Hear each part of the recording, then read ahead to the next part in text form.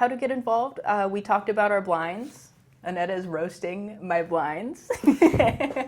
Hi everyone, welcome to Santa Cruz Art League. My name is Anetta, this is Cruz, and today we are bringing you another exciting episode where we are going to talk about our critique group that we highly recommend you join, so stay tuned for that. Some open calls for you to check out if you want to submit your art.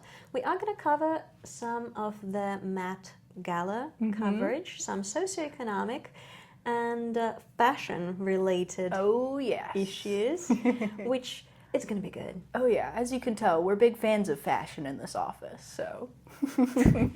How to get involved? We talked about our blinds. Anetta's roasting my blinds. What is that about? You'll have to wait for that and see for yourself. There are ways you can give some love to this building. So you get an exclusive opportunity to be the change for the better. Yeah. Let's just leave it at that and get on with this episode. We'll try to establish Wednesday as the release day as for our podcast, so you guys know what to expect. So every Wednesday you get to hang out with us and stay updated on the latest news of the Art League. See what's happening in the arts and in the Art League. Yeah, and actually this past week that just happened, got distracted by the kitty almost catching that groundhog. Oh my goodness! Our groundskeeper. He's doing a good job. He is phenomenal. I have noticed a stark lack of groundhog burrows in our yard ever since I've started giving that guy treats, so I think it's working. He is beautiful. He's so gorgeous. He's one of the prettiest cats I've ever seen. Don't tell my cat. Don't tell mine either. Anyways, what I was going to say is that this past week we've held our critique group. We have a drop-in critique group. It's every first Tuesday of the month at 6:30. And Anetta came, I was there too, and we had a few other people also. So everybody brought their art projects that they were working on, and we got to talk about it. It was started by JC is his name, Jim Cockrell. He is a retired engineer. And then he, in his retirement years, decided to take art classes. He has been at Cabrillo for a long time. We also have a couple Cabrillo instructors, Lakshmi and Danny. Danny is a tannery artist also. So we have 3 facilitators, and they started it because they wanted, there's no critique group for Cabrillo proper. And they were like, you know what, let's do something at the Art League. We've got space. We like art. We'd like to talk about art. So that's how it started. But how was your first experience? I missed it so much. That is something that my soul, my heart, and my creative essence was truly missing for a very long time. Because you get to hang out with people who get it, even if your art is different, because if you were present, and I actually wish you were, I wish we filmed it, didn't we you? We should have. As much as I'm like, it's like a private, sacred moment that we shouldn't film because some of the stuff is like works in progress, but also, oh God, if you guys could have been there. I think I benefited so much from the conversations that were had. As an artist, as a human being, as just lover of arts, I wish we could just get you little snippets. And I think we're going to ask for consent next time. Yeah, we'll see next time if we can bring in some mics and just talk about it. But it was phenomenal. I think hearing people talk about art, and every artist was so different. The works that we brought to the evening, they couldn't have been more different, right? Yeah, I feel like that's the beauty of it too. One of my favorite artists who has come to the critique group, she does sculpture. She wasn't here this time. Really interesting person, but she brought like masks, and she had this like doll, like a Ken doll, but she like built out the face so that it had, if you've seen like Stranger Things and like the monsters that like open their face like this, and she called it the mansplainer. And I was like, oh my God. Judging by my face, I'm not getting the reference, but I hope you guys Yeah. are. And I'm gonna get over myself and Google that scary thing and put it on the screen. I'm so sorry, Anetta. That's okay. And that's the beauty of art. You get exposed to so many different visions, so many artistic expressions, and getting the feedback on your own art, unbiased, but really kind and compassionate, is invaluable. And what I would personally recommend, bringing the work of art that you are not like, this is perfect, this is finished, I'm absolutely happy with it. I would rather recommend bringing something that, personally, for me, like, obviously you can bring whatever you want, but for me, I brought the work that I had questions about. Kind of, I wanted feedback, and specifically, I was not sure whether I wanted a glass on top of the work, or if I just wanted to leave a light fast UV protective glaze and just let it be uncovered. And Grace was the one to bounce off some ideas with me, and what you shared really kind of shed the light on what I wanted to do and what I ended up doing. Awesome. And that was so cool, because it's not like I couldn't have done it myself, but just having a different perspective of someone who is not emotionally in it, who's not in the piece, and just perceiving it as a viewer.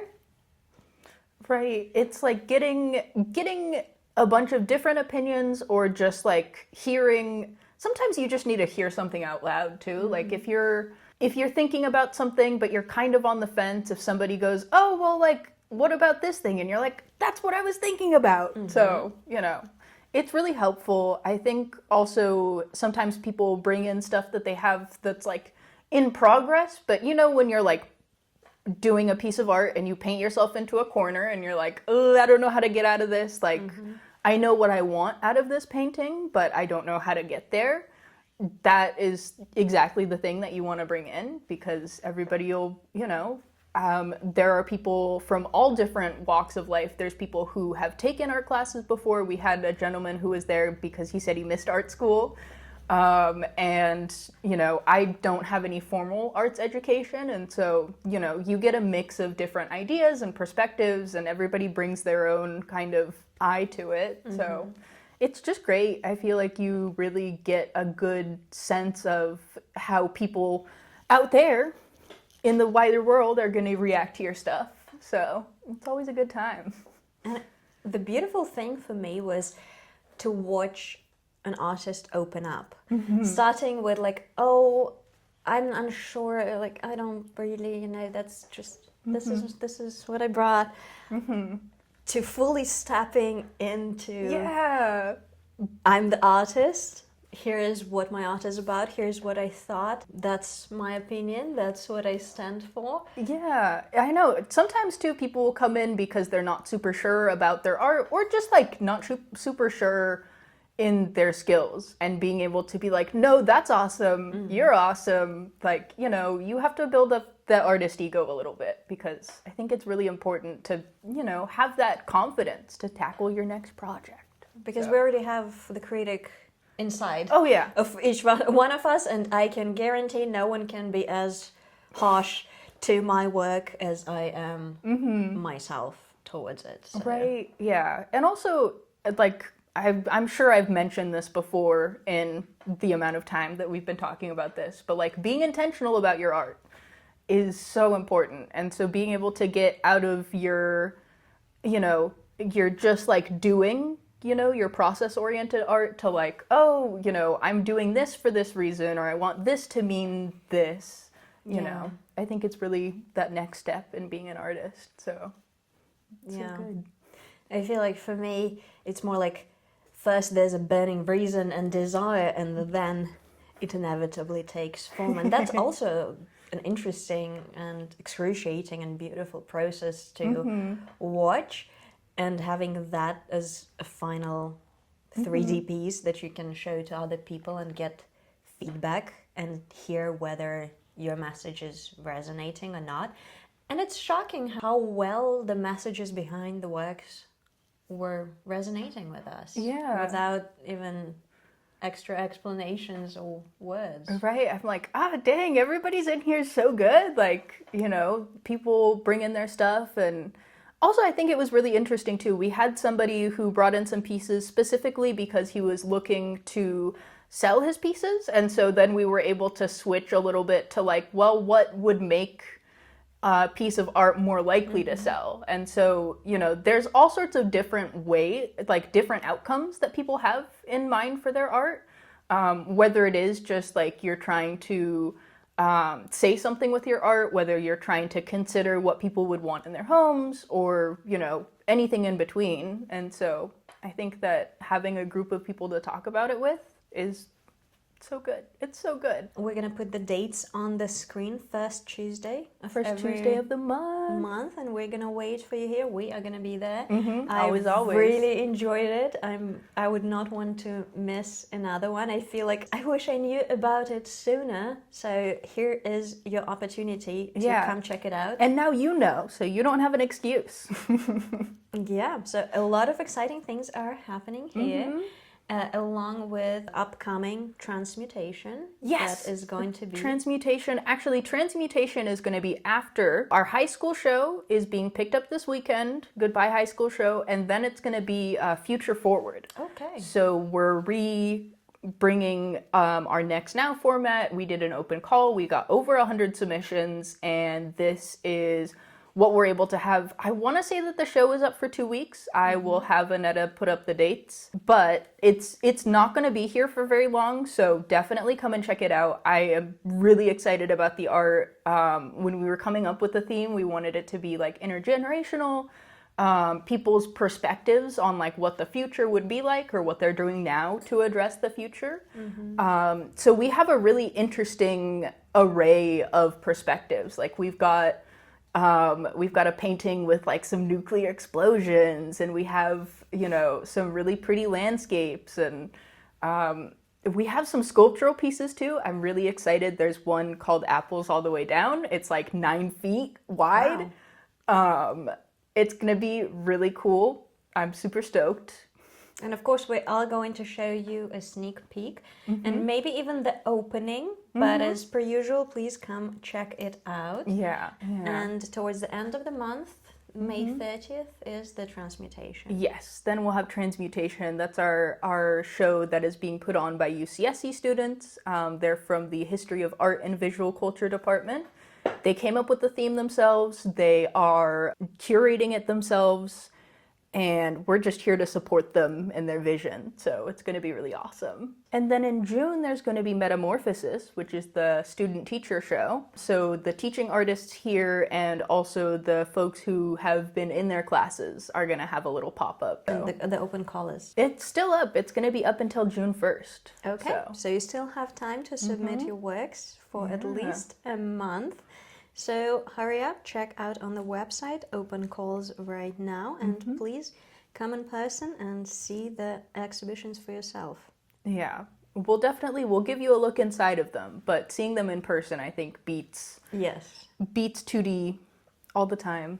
Yeah. Because that's the beauty of original artwork, is, in my opinion, you get to feel the energy that was put into it. You get to be in there, you see like the texture and all the way the light hits it, and sometimes, it's so powerful being immersed in art in a way that it's really hard to capture on camera. So not to mention that you're going to be surrounded by cool artsy people, and you get to talk and discuss everything that is going on here, so highly recommend. Yeah, it's always good being around artists. I think they're some of the most interesting people. I think so. I meet a lot of really interesting people here, so. That's a great opportunity for you. And just to mention something that happened recently in the world of arts is the MET Gala show. Oh, yes. And the topic was absolutely beautiful. Tailoring Black style. Yeah. I think that it's super interesting. I, as you can see, am a big fan of menswear. So I was really stoked on this theme. I was like, I'm ready for all the ladies in suits. It's going to be so cool. Some of them didn't disappoint. Some did. inevitably happens every year, but some amazing tailoring. So it was so cool. As the It was theme so cool. suggested, and I feel like the importance of the subject, I was really pleased with the choice of the subject. It was based on 2009 book Slaves to Fashion, which is coming as an audiobook, and I pre-ordered it. It's coming out in July. So I'm really excited to give it a listen as well. Just the topic of influence of Black culture on art and fashion, and for how long it has been neglected, overlooked, or stolen. So seeing it in the spotlight and featured in such a major event that, by the way, raised the most amount of money that it has in its history. That's incredible. For the MET and the Institute of Costume Design. Yes. Yeah, I always think that that's really interesting. So the Met itself, I think, gets a lot of hate, especially during poor economic times, which is valid. It can feel like salt in the wound when you're not doing so good and then you see a bunch of pretty people dressing up and, you know, going out. That's not super fun. But I will say that, like, the Met, I feel, is important because this is the annual fundraiser for the Costume Institute. The Costume Institute does not have an allocated budget. The whole Met itself runs on its own budget, and then the Costume Institute, their agreement is that they have to raise all of their money independently because, I don't know, I think that because fashion is kind of looked down upon. I think so. I genuinely think so, that's kind of an outcast of the art world because it's frivolous. Yeah, it's like food and which is fashion, I feel like, are things that aren't seen as high art in the same way that some other things are. And so, Which is absolutely unfathomable to me as Right. the lover of fashion and food. both, yes. Yeah.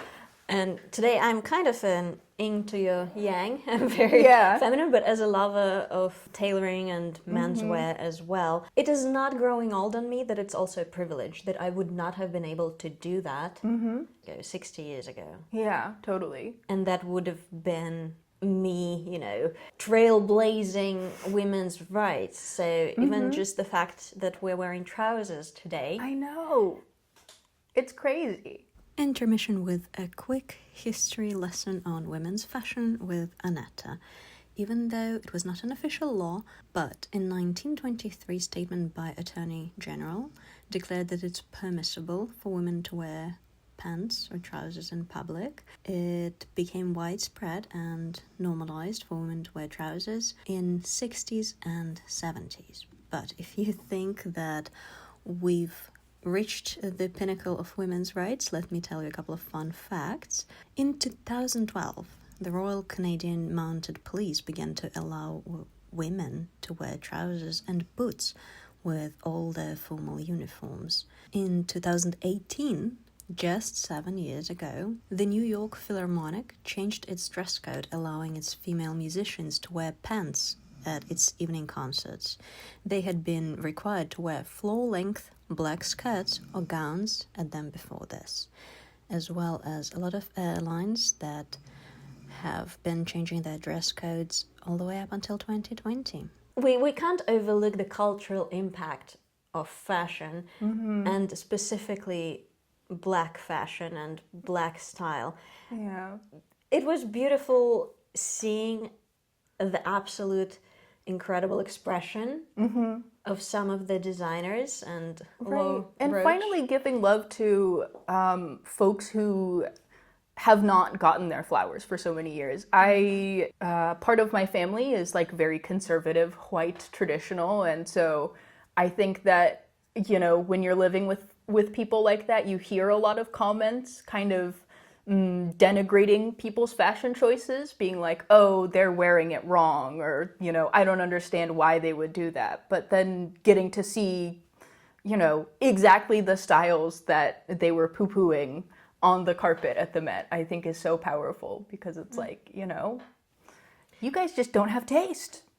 It's only uncool until you see someone you like wearing it, and then you think it's cool. Yeah. And going back to your very important point in this cultural socioeconomic climate, how it can seem out of touch. And I totally understand it and I get it, but what would be the ideal outcome in that situation? To not do anything that brings you, like, where is the line and who decides where you draw it? I feel like art inherently is kind of frivolous, but you know, you need a little bit of pizzazz to your life. I think that if we all lived in dingy gray buildings and just wore tunics and ate slop and just did our spreadsheets all day, like, where's the fun in that? I think that, you know, being able to decorate yourself a little bit, even if it's just like picking up wildflowers to put in your house, you know. Yeah.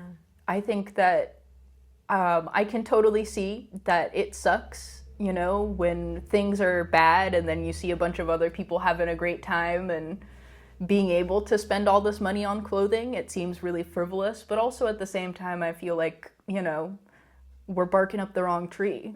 Yes. Yes, that's definitely the case. And art is inherently self-indulgent. That is me. Whatever your medium is as an artist, it's you deciding to take up space, to take up your stance, to be like, do you know what? Yeah, it's a white, perfectly untouched piece of paper or canvas. But I'm going to put my mark on it because I want to, because I deserve to. And that is self-indulgent and frivolous and beautiful, because guess what? It can also help other people, but most of all, it can help you. And that can be a tool for you to overcome whatever you need to overcome in your life. And for everyone, the means are different. If that's the means for you, if it's fashion, if it's art, who are we to... Yeah, everybody deserves a little bit of catharsis, you know? And I think that whatever form that takes, that's awesome. And, It's just a bonus when it takes such a beautiful form that we get to display in a gallery or wear on the red carpet. Do you have a personal favorite?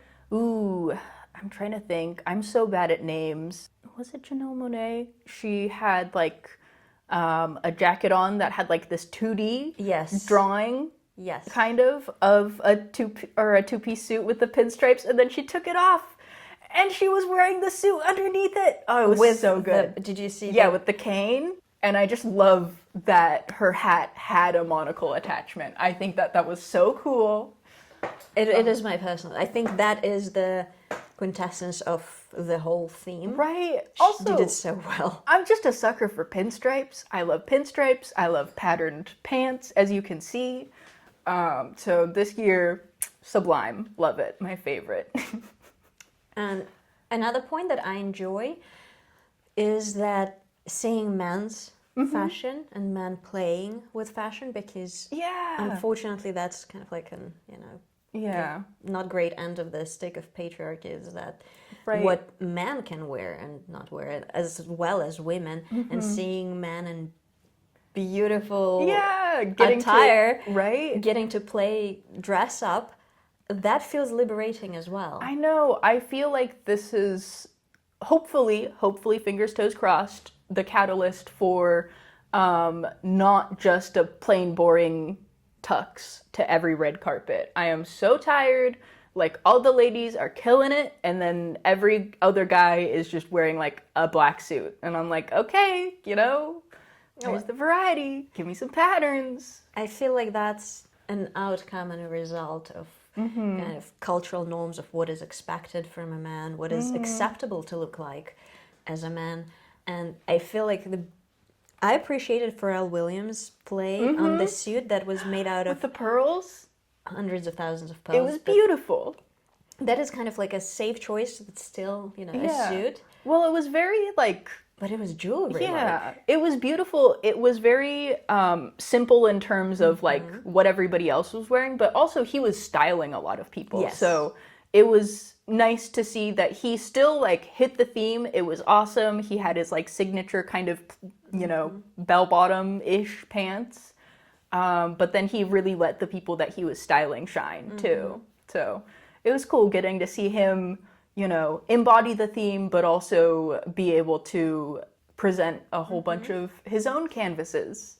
Absolutely. So, That's why it felt really special, and I do appreciate pieces where you get to. The longer you look, the more you notice the tiny details that get just more and more interesting.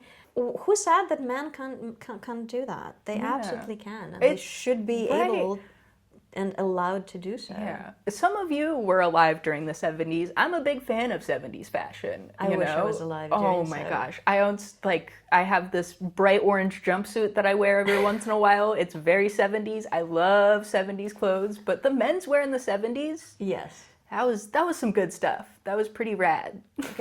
Okay, how about we have to... What if we do themed dressing for our podcast? Okay, We'll Sam, have to dress up. You have to give us suggestions in the comments for what do we dress up as. We'll have our own little Met every Friday. Yes. To raise funds for the new blinds. I'm sorry, Grace, but I am gonna mention this. I'm sorry, not. You hardworking ladies deserve better. Okay, and can I film and show people our blinds? Oh, fine. It's just this one. The other ones are fine. They're all but kind of crappy. they are all kind of crappy. Okay, to be fair. People, we're raising money for new blinds to the Art League. It is my initiative, and we're gonna put the link to donate because how would I put it? They're very artsy. They're Not very functional, but very artsy. It's contemporary art. Yeah. Yes, it's contemporary art. It's what is it that they used to say? It's deconstructed. Oh, very deconstructed. It's deconstructed blinds. It really gets you to consider the parts that make up the blind. Yeah. And maybe, if you guys come through and donate us for the new blinds, maybe we'll collectively make a sculpture out of the old blinds. Yeah. Just as an art project. I'll be sad to see them go. I'm not. I'm sorry, I'm a bad cop today, and I'm emotionally attached, okay? Broken is beautiful. I agree, but I also think that some forms of art have to be functional. Yeah, okay. And I think that is the case. So if you guys are feeling generous, if you just can donate $10 towards... towards our general fund, and I'll know. A good cause. Yeah. A good cause, trust me. So the reason it all came up is just because we opened the blinds to let more light in for filming. And do you know what? In the first episode, we said we're going to show you an underbelly of this beast. Yeah. And show the... What is that? What did we call it? The inside scoop? Inside scoop. Inside scoop. One of our blinds is broken. None of them function too great, if I'm honest. Well, the other ones you have to lift from the bottom. They're not like the pole kind. These ones are new though. Yeah. They're just the cheaper ones. Which is okay. As long as they function, but... Yeah. And now you guys are emotionally invested into our blinds journey. Now that I've suffered this humiliation. No, it's not Grace. Don't you dare come for Grace. Come for insufficient funding in the field of arts, and... It happens, Now you have a beautiful opportunity to be a patron of blinds at Santa Cruz Art League. Yes, give our building a little love. Our building deserves it. I think so. Yeah. I think so. And all the people who work here, come on. Right. Come on. I think that, we're just stewards of this little plot of land with a building on it. I think it's so cool. Our organization, founded in 1919, we got our building in 1947-ish. But all of the artists fundraised. They got this plot of land and then they sold their art to raise money to build this building. So it's all love. It's a passion project. It's pretty incredible. Yeah, right. And some of the stuff is pretty old. We've got some electrical that needs to be fixed, and the outside of the outside of our building is this weird yellow, which is iconic, but also, it's on our list to change eventually. So, and hopefully, as our podcast progresses, you get to see the Yeah. changes for yourself and Totally. hopefully be a part of change for the better. Yeah, because, this building was built by love and we're going to take care of it and, make sure that it's here for everybody else to come and enjoy art. Absolutely, we care, and that's why we're Yeah. here. And I hope you guys enjoyed with us, because this is a good fun time and a beautiful community. So I really truly hope you get to be a part of it. You choose to be a part of it because we are having a good time here. Yeah, it's so fun. It's great. Lots of people stop by here to see the art, and I feel like I'm always meeting some really interesting people. During our photography show not too long ago, this gentleman came in. He's like, "Oh, my friend brought me. I'm from Oakland. I'm a photographer too." And I was like, "Oh, that's super cool." And, he looks at the exhibit and then we're chatting. I'm asking him about like the photography that he did. And he just, on his phone, he has a picture of him in like the 70s taking pictures of James Brown. And I was like, oh my God, this guy's so cool. Wow. And I had no idea. His name is Franklin Avery. You should look him up. He Okay. also used to work for Ed Penniman. So I was able to connect those two. That's so cool. I know. Crazy things happen. And So. I feel like some of the most fun, unbelievable, unforeseen encounters happen in my life, somehow related to art. Yeah. It's always in a gallery, in a museum, with the people who are somehow interconnected with the art world. Right. And you can't just overlook that. I don't think that's a coincidence. No, everything happens for a reason. But everybody likes art. So, some cool people come. I really enjoy that I get to work here and see the people that come through and see the stories and, even emerging artists too. It's really awesome when you get to see somebody have their first show or their first sale or we had somebody in the Spotlight Gallery during the photography show. Her name is Gilly. I'll see if I can link her Instagram. But she's an abstract photographer, and I love her work. She had like a series of 8 pieces on the wall there. And she was like, oh my God, it's my first ever time displaying in a gallery. And she sold one of her pieces too. And so it's such a nice moment. To be able to share that is very special. So I hope you get to come see it for yourself, check it out in person. I think we're gonna have Future Forward in the gallery by the time you guys are here. So As soon as you see this, you gotta run check it out because it's gonna be it's gonna be up for a very short time. So you better come catch it quick. but we will show you a preview just in case if you're not able to make it. I think this is one of the shows that needs to be preserved digitally. So definitely, it's gonna be cool. We're doing our best to make it happen for you. So I hope you like it, and please sound in the comments what you guys think, any feedback, the constructive feedback that you have for us as we're having a good time here. We would love to hear what you think. Yeah, subscribe to our newsletter, donate at scal.org. Subscribe to our Instagram, look both ways before you cross the street. The quickest way to be up to date with the classes here at the Art League is via our newsletter. Please subscribe, scal.org. Check out ways you can donate and help us make this building just a little bit nicer. give some love to the Art League and come check it out in person. Help us help artists. Get involved. If you want to volunteer with us, we would love to have you. Or even if you just want to stalk our social medias, that's good too. We like that. And check out open calls if you have some of the art that you want to submit as well. Yeah, or just stop by and say hello. And first Tuesday of next month. First Tuesday of the month. We'll see you at Critique Group. 6:30 p.m. So it's a convenient evening time. Yeah. Goes from an hour and a half.